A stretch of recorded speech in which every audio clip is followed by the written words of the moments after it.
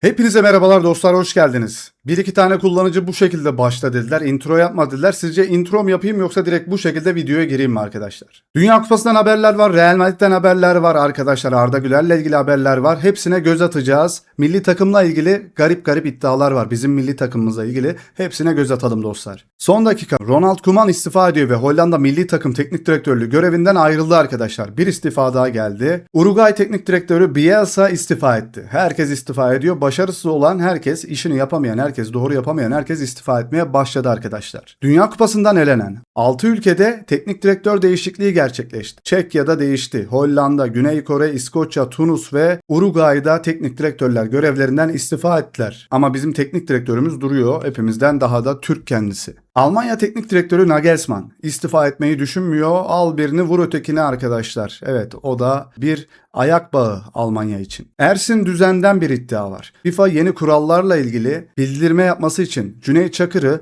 TFF'ye göndermek istiyor. İbrahim Hacı Osmanoğlu da gelemez diyor. Bu nasıl bir zihniyet diyor. Ersin Düzen diyor arkadaşlar. Niye böyle bir şey var bizim milli takımda, çok garip. Soru geliyor İbrahim Hacı Osmanoğlu'na. Orkun'un babasının otelde benim oğlumu Hakan oynatmıyor, Hakan Çalhanoğlu oynatmıyor diye bas bas bağırdığı doğru mu? Hacı Osmanoğlu'nun cevabı bu konudan haberim yok diyor. Türkiye Futbol Federasyonu Başkanı'nın bu konudan haberim yok demesi arkadaşlar. O ortamda bulunduğu halde bu konudan haberim yok diyor. Sizin yorumlarınız nelerdir arkadaşlar? Ya Sinan Akçıl tabii ki de sanat dünyasından birisi kendisi. Çok önemli olmayabilir ama şöyle bir önemi var. Milli takım marşı hakkında Hakan Çalhanoğlu ve Merih Demiral başka bir marş istemediklerini söylemişler. Onun marşını seçmemişler. Dahası da var arkadaşlar. Yaptığım marşı Hakan Çalhanoğlu ve Merih Demiral istemedi. Murda'nın şarkısının olması konusunda başkana direttiklerini öğrendikten sonra işin içinden çekildim diyor. Dahası da var.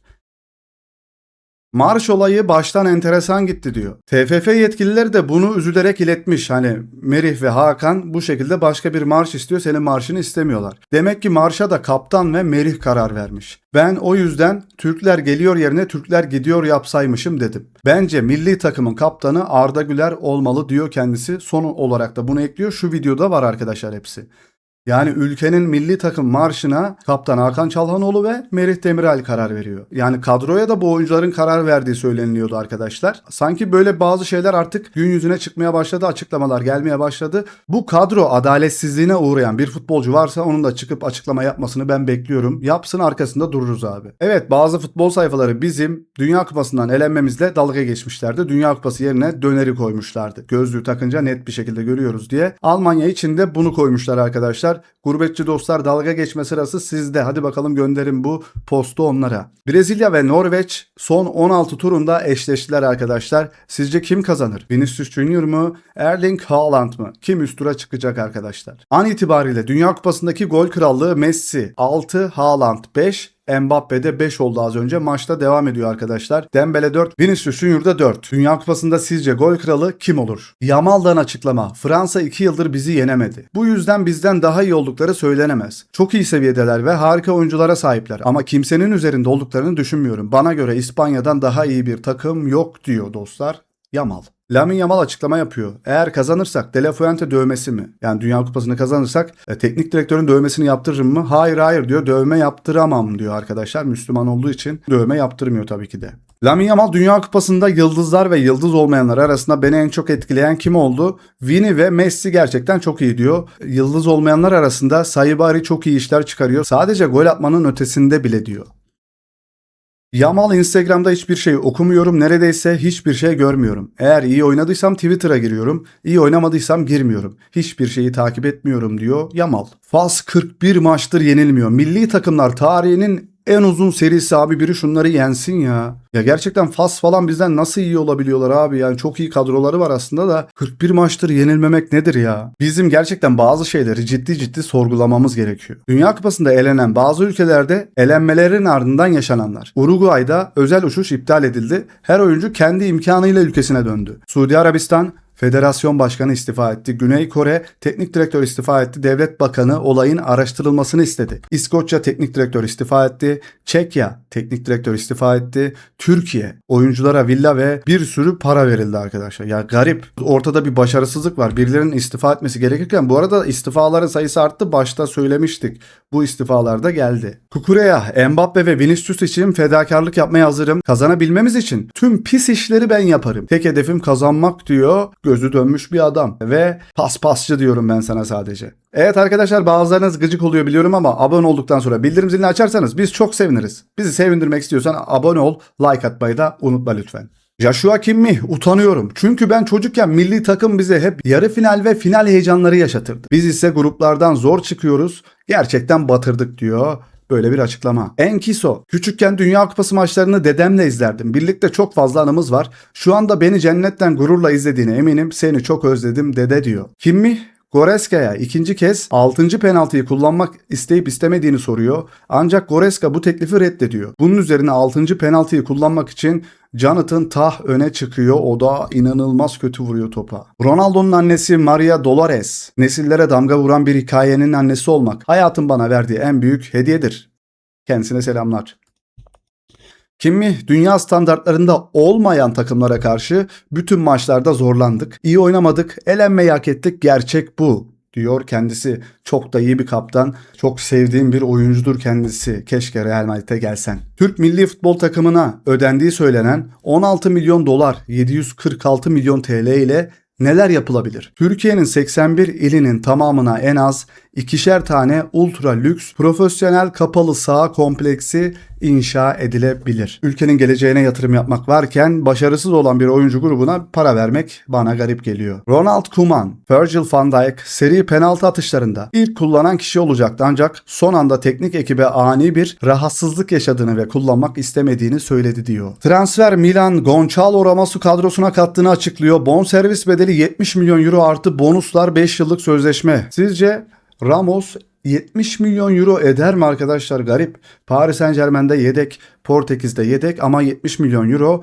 Arda'ya geldi mi 90 milyon euro dediğimiz zaman hop hop hop falan diyenler var. Garip yani. Arda'ya en az bir 200 yazarım arkadaşlar bu 70 ise. Almanya'yı eleyen Paraguay'da 30 Haziran günü resmi tatil ilan edildi. Evet, sizden de bir şey olmaz büyük ihtimalle. Çünkü böyle bir şeyleri bizim Dünya Kupası'na gitmemiz de çok büyütüldü mesela. Evet, biz 24 yıl sonra gittik ama çok büyüttük. Şampiyon olmuş gibi falan uğurlandı böyle oyuncular falan. Böyle şeyleri yüceltirseniz eğer başarılı olamazsınız. Bizde örneği var. Bizde tecrübesi var. Almanya 6. penaltıcıyı bulamadı. Goreska ve birçok oyuncu arkadaşlar yoğun baskı nedeniyle tereddüt ederek sorumluluktan kaçtı. Bild gazetesi yazıyor, Almanya'nın ünlü gazetesi. Kariyerinde daha önce hiç penaltı kullanmamış olan Jonathan Tah topun başına geçti ve atışı da kaçırdı arkadaşlar. Almanya elendi. Kenan Yıldız transferiyle ilgili bir haber var ama gerçekliğini doğrulayamadım. Ne kadar doğrudur bilmiyorum. Deko'nun Kenan Yıldız'ı transfer etmek için mükemmel bir plan tasarladığı bildirildi. Deco kim? Barcelona'nın scout ekiplerinden birisi, eski futbolcusu. Bir hafta Turin'de geçirdikten sonra, Turin, Juventus yani Juventus'un şehri. Juventus'un CEO'suyla güçlü bir ilişki kurdu ve kulübün kadrosuna daha fazla deneyim ekleme isteğini anladı. Sonuç olarak Rafinha ve Kenan Yıldız'ı içeren bir takas anlaşması önerdi. Juventus'un ise bu anlaşmanın her iki kulüp için de ideal olabileceğine inandığı bildiriliyor. Bana bu haber gerçekçi gelmiyor çünkü Kenan Yıldız'ı Arsenal'a vermedi Juventus ama Barcelona'ya gelmesini isterim. Arda Güler, Real Madrid, Kenan Yıldız, Barcelona, Türk El Clasico'su izlemek isterdim ömrümde. Güzel de olurdu. Ama ben onların rakip değil de takım arkadaşı olmasını da istiyorum. Ama takım arkadaşı olamayacaklarına göre şu an rakip de olabilirler.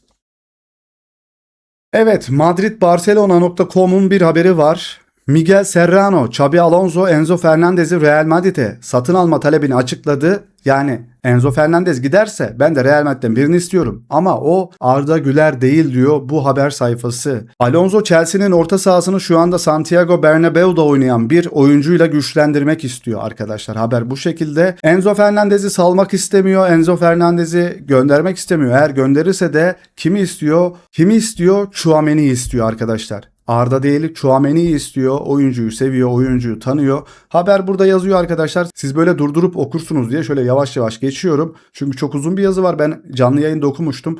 Burada siz okuyabilirsiniz. Oyuncunun 1 yıllık 2 yıllık sözleşmesi kaldı sanırım. Eğer uzatamayacaklarsa da satmak da istiyorlar oyuncuyu. Bakalım neler olacak orada. Yani Arda Güler diyorlardı. Herkes Arda Güler diyordu. Bu sayfa sadece Tchouaméni diyor transfere.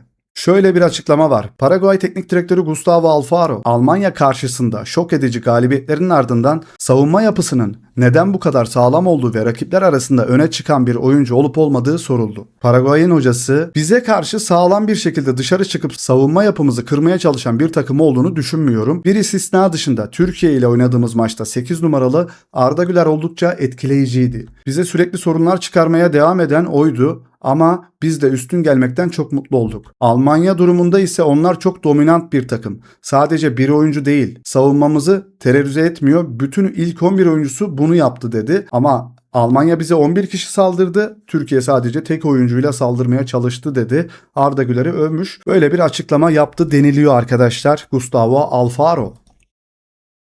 Bellingham Jose Mourinho yönetiminde esas olarak orta saha olarak oynayacak. Sağ kanat için ise Arda Güler, Endrick, Bernardo Silva üstlenebilir diyor bu görevi. Arda Güler'i sağ tarafa atarsanız Arda Güler Avustralya maçında olduğu gibi kaybolur ama ABD maçındaki gibi Arda Güler'i 10 numaraya serbest bir şekilde bırakırsan bak bakalım neler yapıyor Mourinho. Avustralya maçını izlersen orada oynamayacağını bilmen gerekiyor. Amerika maçını izlersen eğer Arda Güler'in Bellingham'dan ne kadar üst seviyede bir oyuncu olduğunu anlarsın. Zeka olarak, oyun kalitesi olarak. Şöyle bir rekor daha var Arda'dan arkadaşlar. Tamam, pas rekorları var ama adamda başka bir rekor daha var. FIFA Dünya Kupası sırasında rakiplerin hatları arasında top isteme çağrısı en sık yapan oyuncular nasıl belirliyorlar? Beden pozisyonları veya net jestler yoluyla. Arda Güler 122 kez bunu yapıyor. Bellingham 102, 103 ile de başka, 102 ile de başka bir oyuncu daha var. Arda Güler bunu 122 kez yapıyor. Hatlar arasında 3. bölgeye pas atan oyuncu sıralamasında da Arda Güler 1. Topu isteyen oyuncu sıralamasında da 1. olmuş. Böyle de bir haber vardı. Paraguay Teknik Direktörü Fransa veya İsveç fark etmez savaşa hazırız diyor arkadaşlar. Herkese gönderme yapıyor adam. Muhabir soru soruyor. Sizce Hollanda gibi oynayarak elenmek mi yoksa Paraguay gibi kötü oynayarak turu kazanmak mı? Yamal'ın cevabı Hollanda iyi oynamadı ki diyor. Haaland kariyerinde ilk defa Dünya Kupası'nda 3 maçta 5 gole ulaştı. Milli takım formasıyla 53 maçta 60 gol attı. Maçtan fazla golü var. Bugün tüm kariyerindeki 377. golünü attı. Tüm sezon performansı 62 maç 56 gol. İnanılmaz bir adam Haaland. Mutlu bir Viking diye yazıyorlar arkadaşlar. Serdar Dursun, Dünya Kupası'nda milli takımda olmak isterdim. 10 puzzle çok iyi, 1 puzzle eksik. Avustralya ve Paraguay 10 kişi kapandı. Pivot santrfor ile açabilirdik. İster 1 ister 90 dakika. Bir Serdar Dursun katkı sağlayabilirdi diyor kendisi. Barcelona Dünya Kupası'ndan sonra Alvarez için Atletico Madrid'e 130 milyon euro teklif yapacak The Athletic'in haberi. 130 milyon euro eder mi sizce Alvarez? Kukureya, Real Madrid'in son Şampiyonlar Ligi koşusunu konu alan belgeselini izledim. Her zaman sanki hiçbir şey olmayacakmış gibi görünüyor ama onlar bir şeyin olacağını biliyorlar. Bir geri dönüş yapacaklar. Bunu yaşamak muhteşem olmalı. Real Madrid ile Şampiyonlar Ligi'ni istiyorum diyor. Kukureya, milli takımdan Real Madrid için kimi transfer ederdim? Rodri diyor. Getir bir sakat daha getir buraya. Gustavo Alfaro, onlar üst düzey akademilerde yetişti. Biz ise kızıl topraklardan geldik diyor. Almanya için diyor herhalde. Real Madrid'in defans hattına istediği oyuncu Bastoni arkadaşlar. Real Madrid'in listesinde Schlotterbeck de yer alıyor. Ancak şimdilik Bastoni en gerçekçi seçenek gibi görünüyor. Inter ve Real Madrid'in mükemmel bir ilişkisi var. Bu da anlaşmayı kolaylaştırabilir. Bastoni transferi Real Madrid'in önce bazı oyuncuları satmasına bağlı. Ancak Inter bir anlaşmanın yaklaşık 60 milyon euroya tamamlanabileceğini bildiriyor. Kamavinga'yı istiyordu Inter. Orası da 60 milyon euro. Kamavinga, hemen takas yapalım orayı. Real Madrid bir orta saha ve bir defans oyuncusu imzalamak için oyuncu satmaya ihtiyaç duyuyor. Bu Real Madrid'den gelen mesaj. Kim söylüyor bunu? Fabrizio Romano söylüyor. Stoperde Raul Asensio satış listesinde. Ancak oyuncu ve kulüp tarafında kimseyle anlaşma yok. Kadrosu çok büyük Real Madrid'in. Çok fazla futbolcu var. Satın almak için önce satmaları gerekiyor arkadaşlar. Bu yüzden transferde gelmiyor. Real Madrid'in ilk 10 maçı fikstürü belli oldu arkadaşlar. İlk maç Real Sociedad'la kendi evinde, Espanyol deplasman, Malaga kendi evi, Betis deplasman, Rayo Vallecano kendi evinde, Elche deplasman, Atletico Madrid deplasman, Villarreal kendi evinde, Sevilla kendi evinde, Barcelona'da deplasmanda arkadaşlar. Sizce bu ilk 10 maçta Real Madrid kaç puan toplar? Paraguay kalecisi Orlando Gil. Takımı San Lorenzo'dan 6 aydır maaş alamıyor. Evet, adam 6 aydır maaş alamadığı halde nasıl oynuyor? 90+1'de attığı kafa golüyle beraberliği getiren stoper Diop, dürüst olmam gerekirse orada o anda neden ceza sahasında olduğumu bilmiyorum diyor. Casemiro'nun Brezilya-Japonya karşılaşmasından önce Counter-Strike 2 oynadığı öğrenildi. Maç sonu Casemiro maçın oyuncusu seçiliyor. Takımın en yüksek reytinge sahip oyuncusu oluyor. Bir gol atıyor. %89 isabetli pas doğruluğuyla oynuyor arkadaşlar. Böyle bazı oyunlar var, sanki dikkati toparlayan oyunlar olduğu söyleniliyor. CS'de onlardan birisiydi sanırım. Haaland Brezilya'ya karşı oynamak inanılmaz olacak diyor. Evet dostlar, bir videonun daha sonuna geldik. Eğer videomuz hoşunuza gittiyse like attıktan sonra hype haklarınızı kullanmayı unutmayın. Daha fazla video için kanalımıza abone olduktan sonra bildirim zilini aç. Bizi de 15.000 abone yap. Kendine çok iyi bak, hoşça kal. Bay bay.